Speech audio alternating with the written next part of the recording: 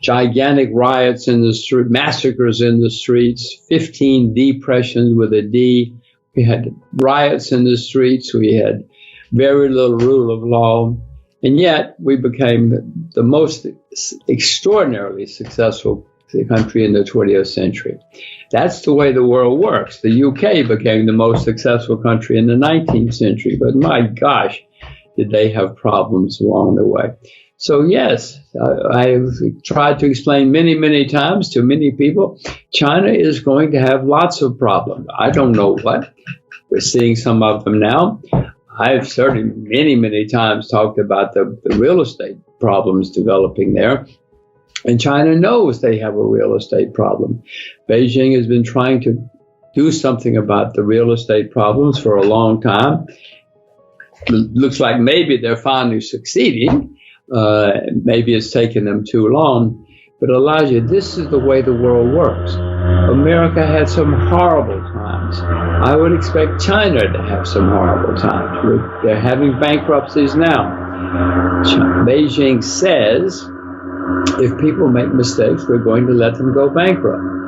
I hope they mean it. I mean, really, really, really, it'll be good for China, it'll be good for the world if they mean it and if they do it. So yes, and who knows, we're going to see a lot of problems in China.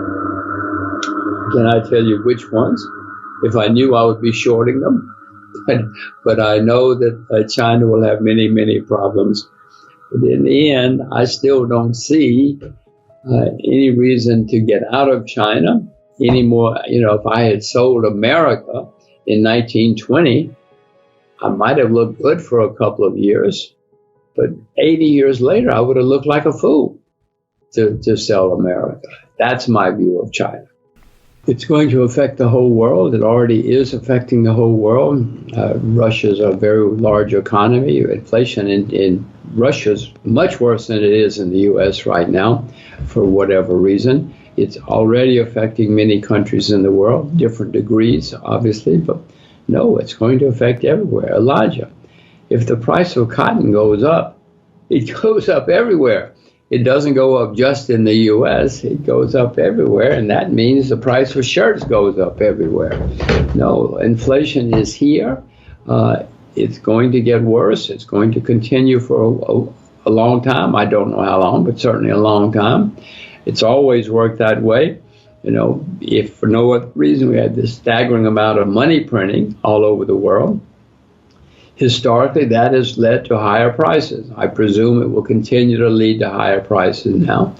We have never had so much money printing in the history of the world. We have never had so much borrowing and spending in the history of the world. Now, that's always led to inflation. In Washington, they say, no, don't worry. We have it under control.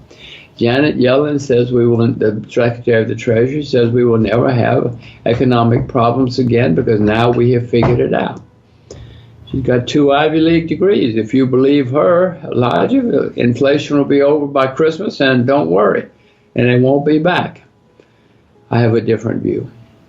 Well, you know, I sit here and I watch these things just like the rest of us, and I say to myself, now, are they really that dumb? Are they just trying to keep their jobs? Or what is it? Because these people are supposedly knowledgeable. They supposedly have read some economics, read some history, and they're supposed to know what's happening. I have certainly learned in my experience, in my career, don't listen to central banks. Rarely do they know what they're doing, and they nearly always get it wrong. So I guess it's just another in a long line of central banks making fools of themselves, not just in the U.S., most central banks everywhere. We've had a couple of good central bankers in the U.S. We've had a couple in the world in my lifetime, but most of them are charlatans at best. I don't know what Mrs. Yellen and the rest of them think, but I do know that it's here and it's not transitory. Now, their only choices historically have been you cut back on the money supply, you stop printing so much money, you raise interest rates, you stop spending so much, you stop borrowing so much. This is the way the world has always worked. Maybe it's different this time, Elijah. Mrs. Yellen says it is different this time. I hope so, but I doubt it. All I can see is higher interest rates, somewhere along the line an economic problem, then inflation gets broken eventually, but that's a lot of time and a lot of pain. My view is, well, first of all, my view is we've always had economic problems periodically throughout history, and that we always will. We have not figured out a way to solve that problem. We're still human beings. So yes, we will have more economic problems. And Elijah, in 2008, we had a huge problem because of too much debt. Since 2008, the debt has gone up by staggering amounts all over the world. So that, I mean, even China has a lot of debt now. Nobody would lend money to China 20 years ago, but now China even has a lot of debt, which they didn't have in 2008. So the next economic problem has to be the worst in my lifetime. Now, I just say that as a simple statement. I'm not trying to scare people or anything else. I'm just saying 2008 was bad because of debt. Since 2008, the debt has skyrocketed. How could the next one not be the worst in my lifetime? I mean, that's like saying we have, hurricanes in the fall. It always happens that way. So I would expect the next time around for it to be very, very serious. Because the debt everywhere there's debt now. In 2008, just to go back, China had saved a lot of money for a rainy day. And when it started raining, China started spending the money and helped save the world. China has a lot of debt now. So I don't know who's going to save us this time. North Korea doesn't have much debt. But North Korea's only got 20 or 30 million people. They can't save us. This has always happened. Whenever you have a long bull market, at the end of the bull market, a lot of new people come into the market. They suddenly learn, this is fun, and you can make a lot of money. And they tell all their friends, and they're all sitting around talking about it. Buy this, buy that, it's so easy, it's so much fun. It's happened at the end of every bull market that I know of in history, and I'm sure it will. That's just the way human beings are. And here they are again. Another thing that has often happened at the end of bull markets is SPACs. SPACs have been around for 300 years, and they show up at the end of bull markets. One of the first ones, 300 years ago, the people said, we're not going to tell you who we are. We're not going to tell you what we're going to do with your money, but you should give us as much money as you can. Give us all of your money, and we're going to make you very, very rich. That's all they said. And people did it. Well, that's more or less, SPACs are saying a little bit more than that now. At least they're telling us who they are, etc. All of these things, this is not the first time this rodeo has come to town. We've seen this rodeo before. At least I have seen this rodeo before. So yes, it's happening. Many young people, many new people, and not all young, many new people are learning about this. And it is fun. And you can make a lot of money, but it is not easy. I know we all look back and say, I could have bought Apple. This is easy.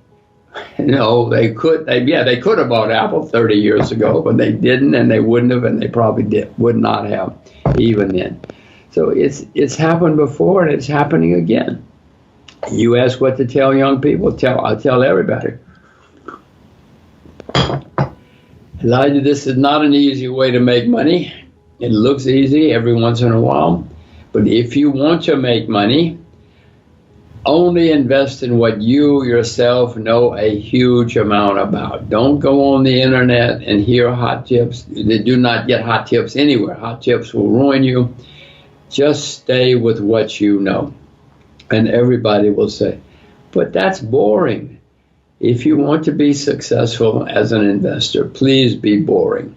Just stay with what you yourself know a lot about. Don't jump in and out of things. If I told you you could only have 20 investments in your life, you would be very, very careful, and you'd be very successful.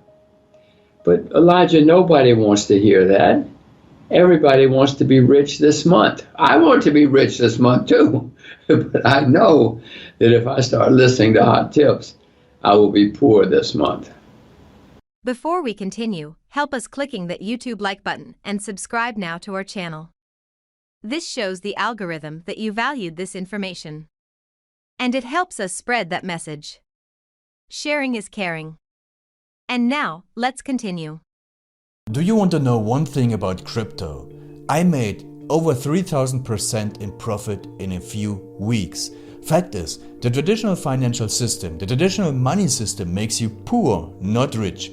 If you want to earn $500,000, $1 million, you have to wait until you're 50, 60, 70 in the traditional financial system, and you probably will still be broke. And you will be old. This is not a sexy combination, as you can imagine. But the question is, how can you start in crypto and make these profits? Where to invest? Where to start? My name is Gunnar and I'm from Germany, as you can hear, and things are a little bit different in Germany. More about that later on.